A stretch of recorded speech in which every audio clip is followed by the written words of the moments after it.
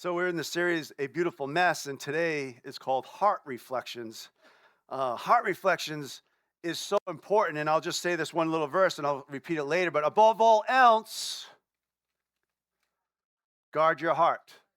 Above all else, guard your heart. Like there's a reason, just hear that, right? Above all else, guard your heart. They could have said a lot of different things there, but it didn't. It said, guard your heart. And we just come out of a series, Renovation of the Heart. So this should be like almost like a reminder again, like this is so important, but you should get the essence of it because of that Dallas Willard study that we did that was so beautiful. And if you didn't get a chance to look at it, it's online. Like watch it on our website. But this Dallas Willard, one of the great writers of our time on discipleship. And so that book called Renovation of the Heart is so, so important.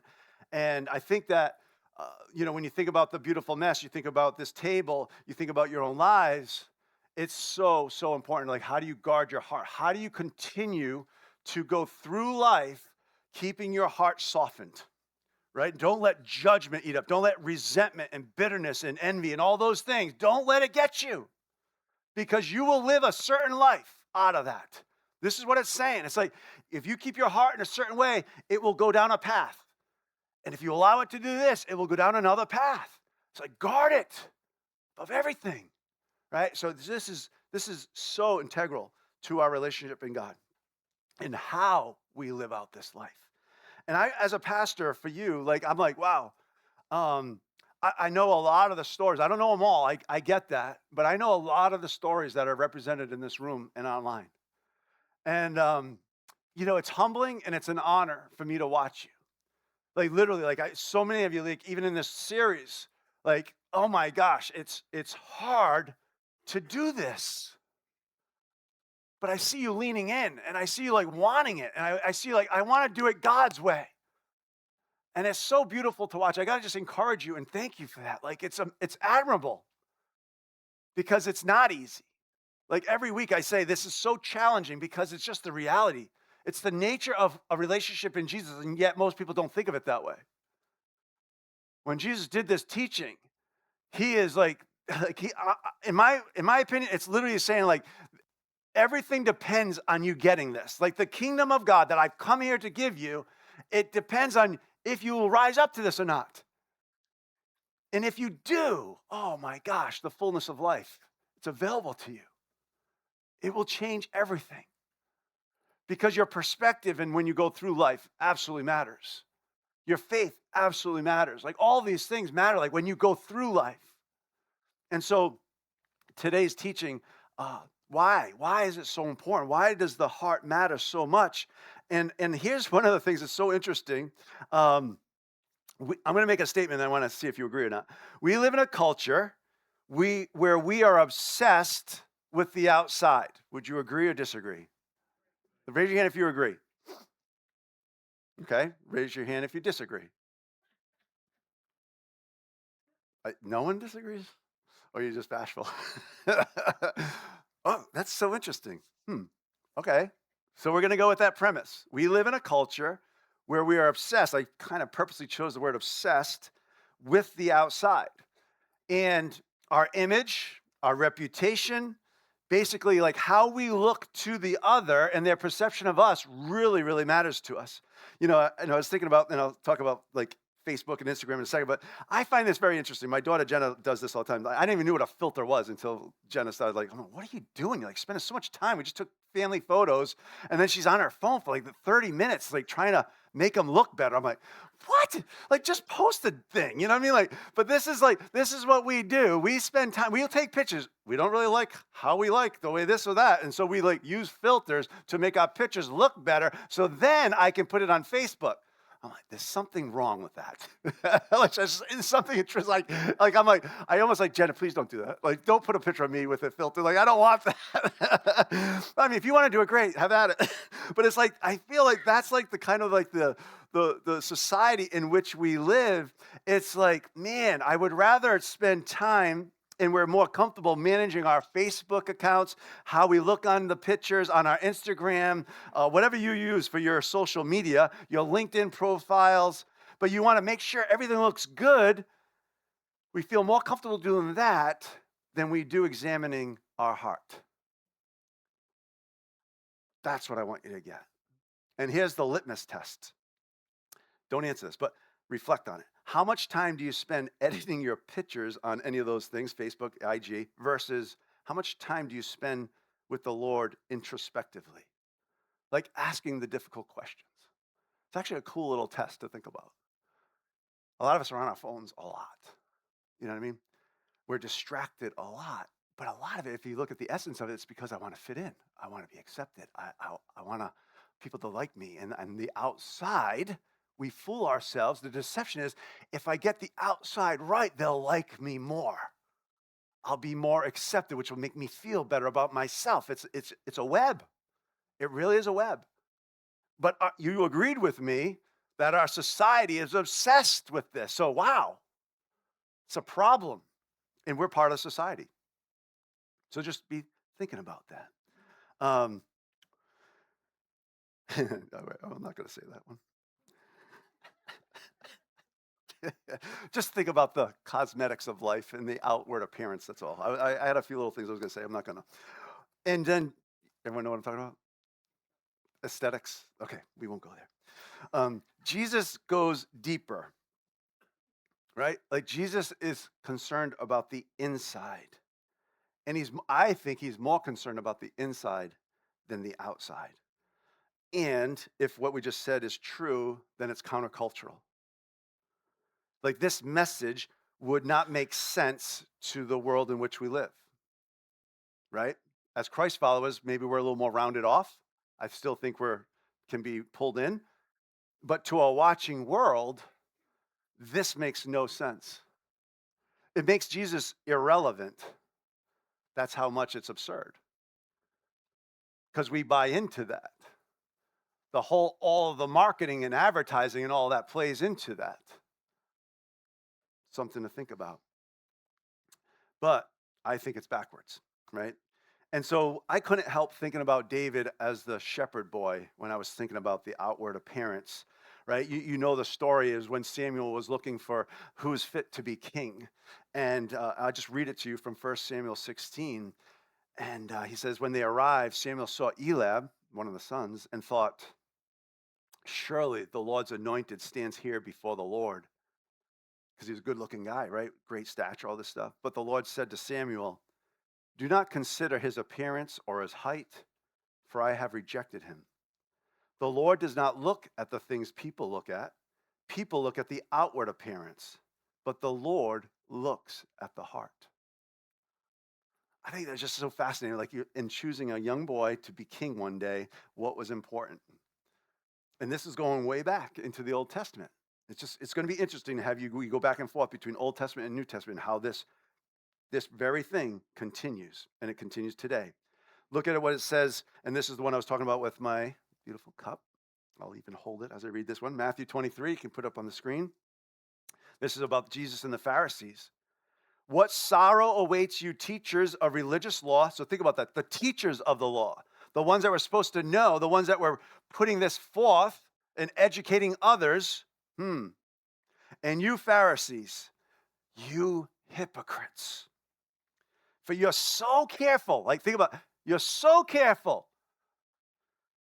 to clean the outside of the cup and the dish. Like make sure everyone sees the smiling face. Everything's fine. God's good all the time.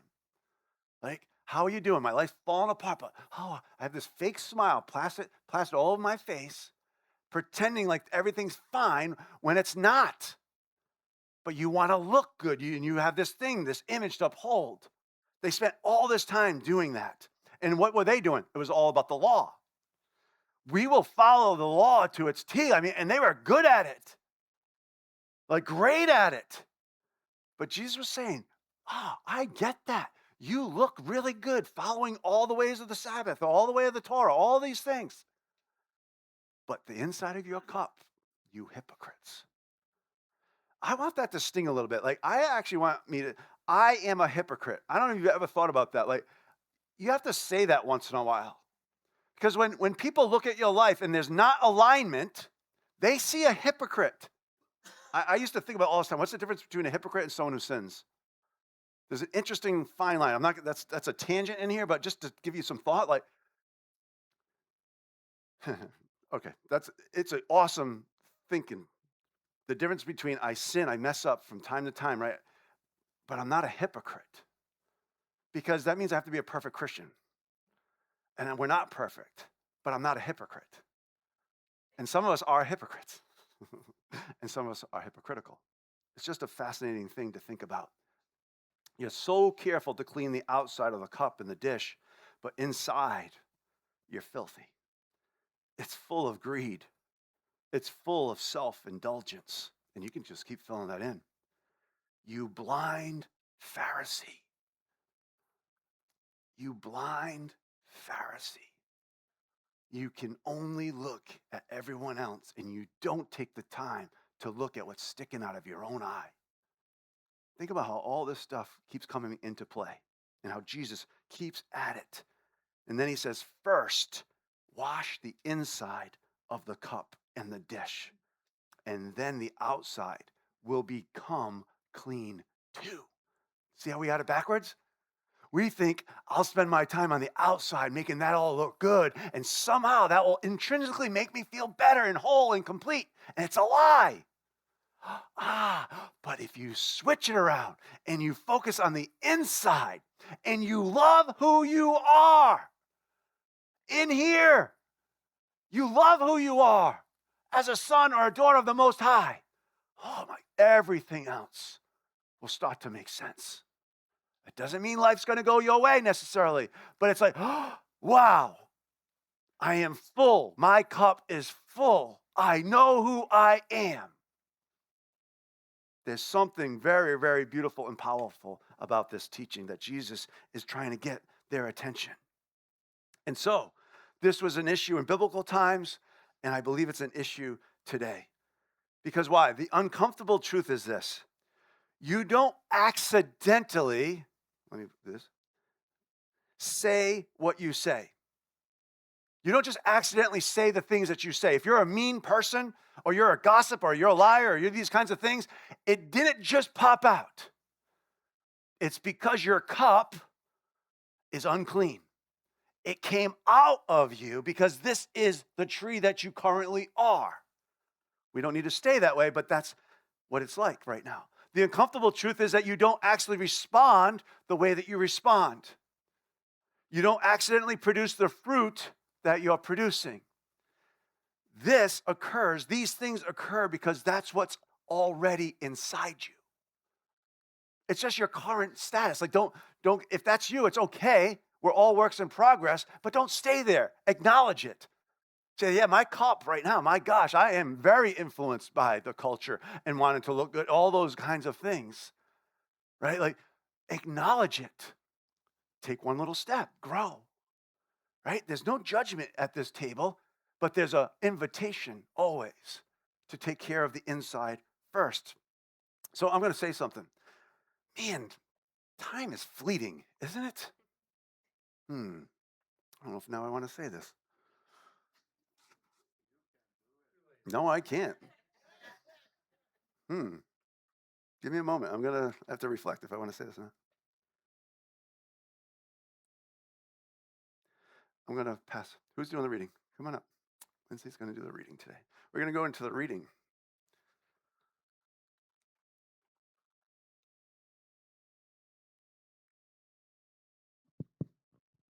There you go.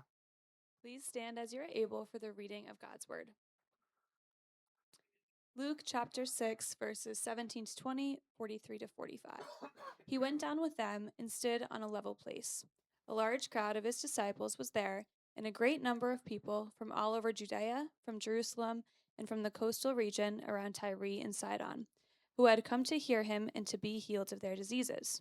Those troubled by impure spirits were cured, and the people all tried to touch him, because power was coming from him and healing them all. Looking at his disciples, he said, "No good tree bears bad fruit, nor does a bad tree bear a good fruit. Each tree is recognized by its own fruit. People do not pick figs from thorn bushes, or grapes from briars. A good man brings good things out of the good stored up in his heart, and an evil man brings evil things out of the evil stored up in his heart. For the mouth speaks what the heart is full of. May God add his blessing to the reading, hearing, and doing of his word. Amen. Thank you. I'll take that. Thanks. Hold that, Anthony. You know, the first part of what I asked Lindsay to read is like the setting, right? Like Jesus coming down, teaching among the crowds, healing. And then we skip to verse 43. Like it's a very interesting thing to understand the context of what's happening here. Like Jesus is this amazing master teacher, and he's like, I need them to figure this out, right? This is one of Jesus's greatest teachings. And he's the embodiment of this new upside down kingdom, right? He's given his life. He's come here to set forth this new way. And people are coming from all over the region to hear him. And he's come down to be with them, but he came down as a suffering servant, not as a military Messiah, which is like, wow, very controversial. But Jesus' teaching is challenging much of their thinking and everything they've ever been taught to believe about the Torah and the awaited Messiah. And then he gives this teaching. So what are the intricacies within it, right? He just last week he just taught a parable about the log in his eye, right? First deal with that. And now he's using metaphor to captivate his audience and drive home yet another life-changing principle. I really think Jesus is like one of the best teachers. In like teaching is not easy because you have different people at different phases of life, right? You have different people at different phases of spirituality. You have different backgrounds, all the different things. And Jesus spoke in such a way that's like, oh, he reached every person as if they had a singular encounter with him. And so you just got to hold on to like this. This is captivating. And so I want to take you on a quick little journey with me just for a minute because I think it's a worthy tangent in light of this teaching. Because if you don't understand the backstory, you could lose the essence of the power of what he's saying to the disciples right then and there. All right, and this is so I find myself wondering a lot, like, how did this land? You know what I mean? Like, if you put yourself in their shoes, I'm a disciple back then. I'm watching this happen. How does that land? What am I not hearing because I'm in 21st century? You know what I mean? Like, what am I just missing in the essence of Jesus' teaching because I wasn't there? I don't understand the culture or the history. And so I want us to kind of capture an essence of that a little bit. So I'm going to ask you guys a question. When's the first time that we are aware of a couple of trees? You don't have to be a Bible scholar for this one, I don't think. You can't cheat. That's my wife from the peanut gallery over there. It's like, if anyone else, no, just kidding. Now we know, right? Like, that was an easy one, I hope, right? The two trees, like, you've got to get this, like Garden of Eden. So if this isn't that funny? Did any of you ever think of that when you read that, when those verses were being read? Everyone in that audience, they would have heard that. That's the difference right there. I don't have to say anymore. I'm gonna, but I don't have to. None of us here, 21st century, thought of the garden at all. Everyone in that audience would have been like, it's right in their face.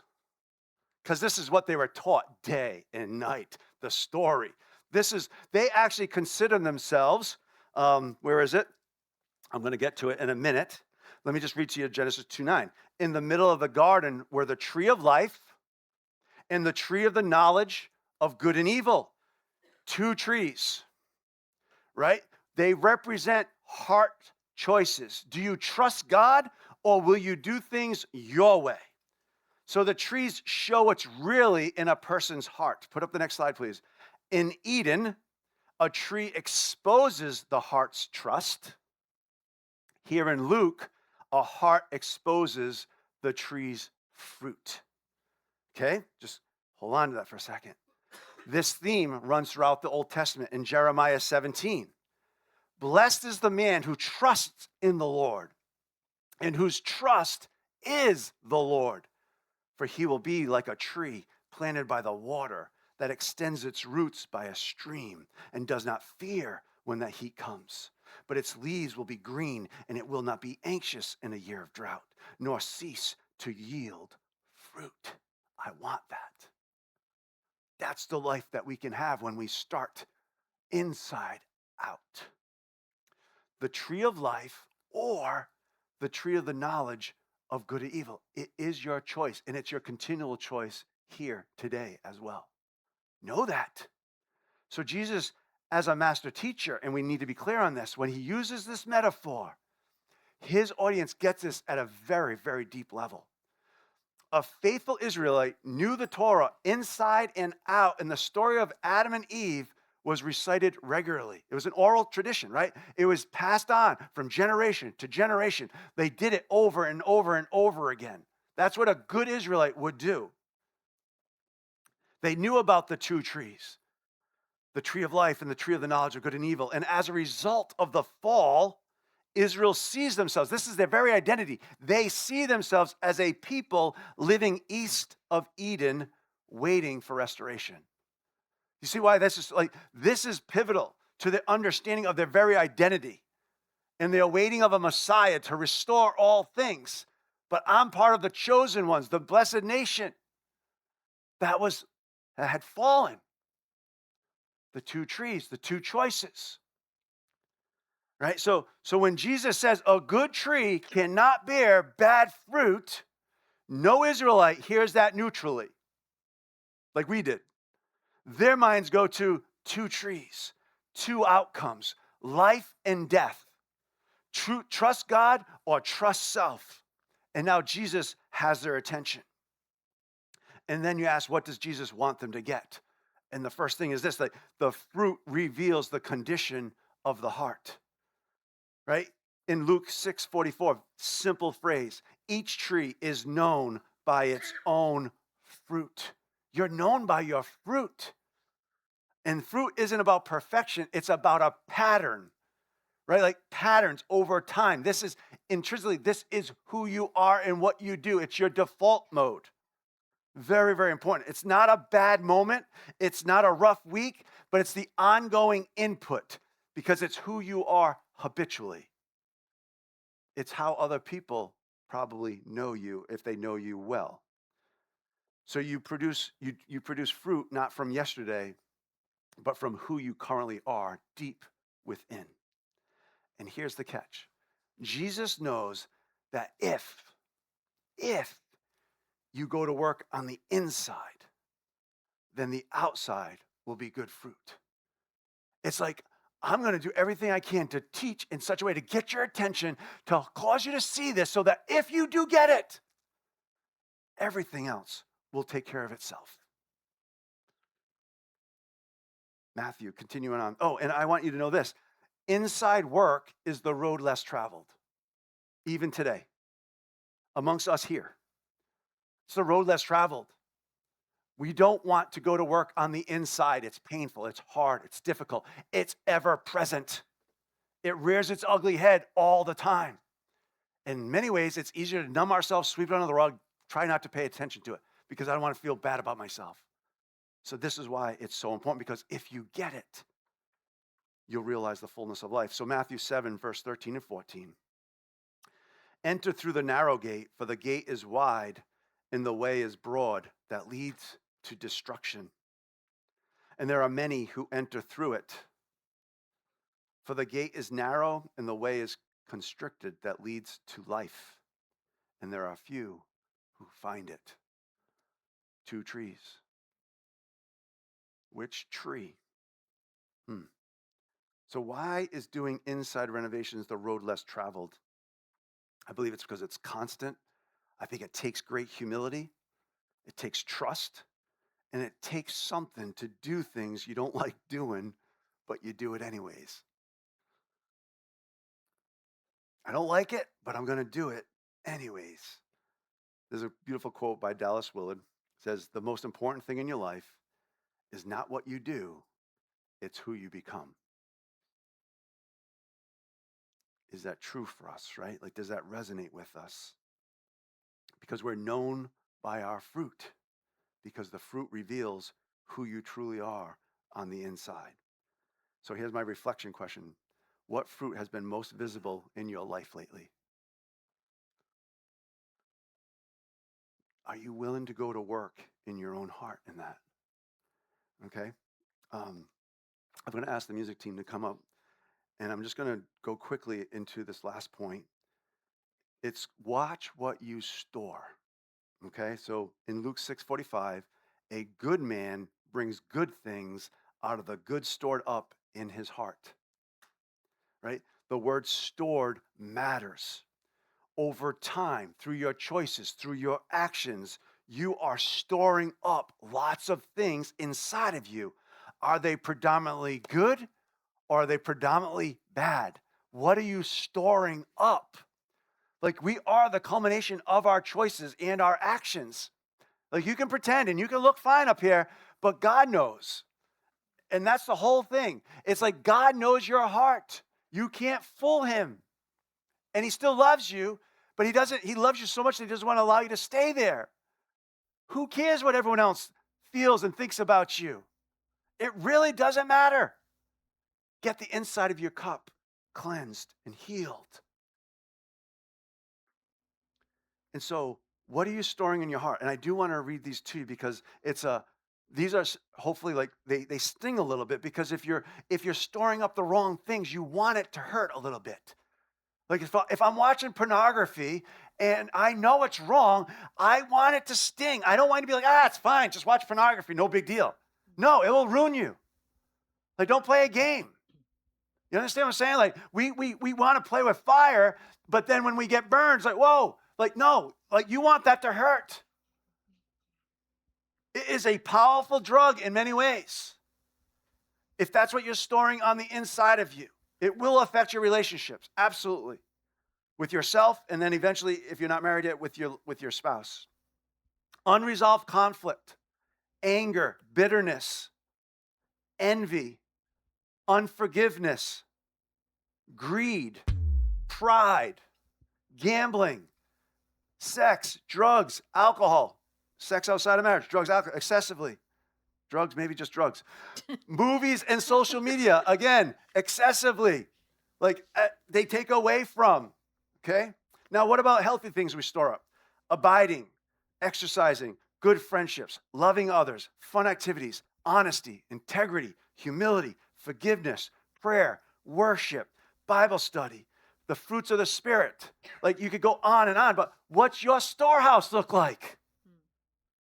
You know what I mean? Like, is it 90-10? I'll say that's a good one. Like, if you have 90% of like just good stuff inside of you, of course there's going to be 10% that's a little off. You go to work on that stuff, of course, right? But predominantly my storehouse is sound. I keep bringing in more of the good, and I keep squeezing out the things that aren't doing me any much good anymore. They used to serve me, right? There's a reason why we do these things. They used to serve me in a weird way, but no more. And so we're going to close with a song that allows you to reflect, right? And its song is called "Hold On to Me." And so if you're able, if you'd like to stand, why don't you stand with us and let God move inside of your heart and go to say, what is the one thing this week that I can go to work on the inside of my heart? Because I know if I work on that one thing, it will have the ripple effect into all of the other areas of my life.